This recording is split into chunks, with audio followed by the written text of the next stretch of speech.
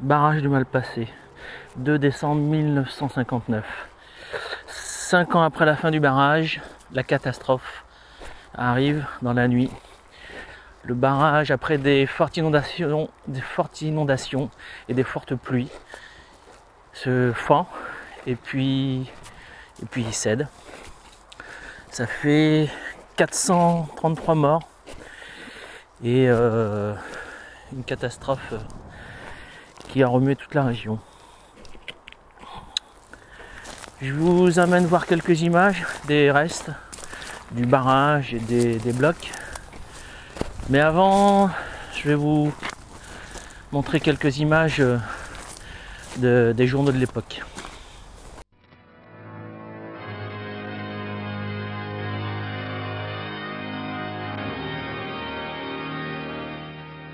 Voici les dernières images qui nous parviennent de Fréjus.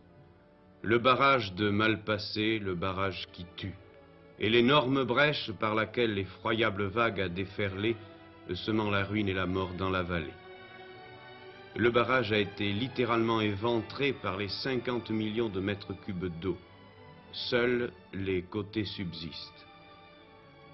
L'énorme vague a roulé vers la petite localité endormie, à 80 km à l'heure, emportant tout sur son passage.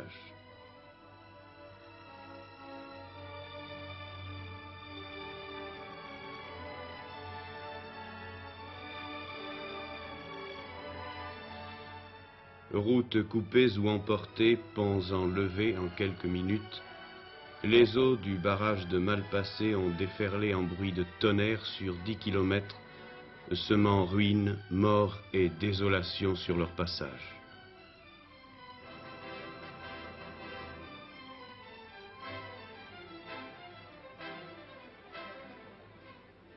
La majorité des habitants, surpris dans leur sommeil, ont fui sans savoir d'où venait le danger.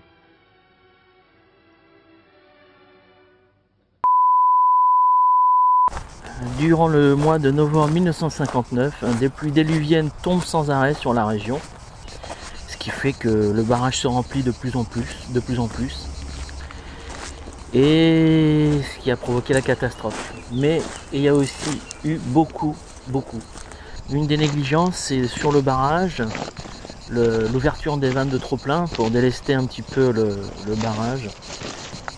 Et ils ont été faits que le 2 décembre à 18 h, quelques heures avant la catastrophe, alors que c'était prévu que ça allait déborder.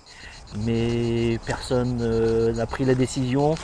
Le gardien du barrage a eu l'autorisation que le 2 décembre à 18 h d'ouvrir. Bien trop tard, le barrage était trop plein et il a commencé à craquer. Une vague de quasiment 50 mètres a déferlé sur toute la région à plus de 70 km/h.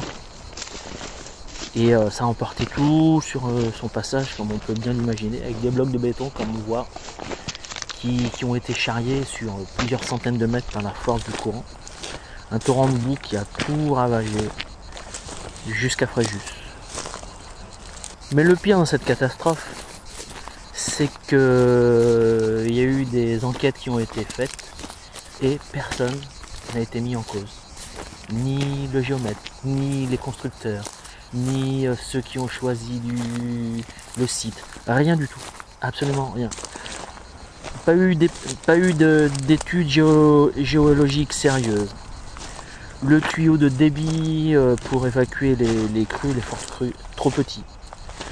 Une faiblesse d'ancrage sur la rive gauche. Absence de contrôle des géomètres sur le chantier. Manque de rigueur du contrôle de remplissage.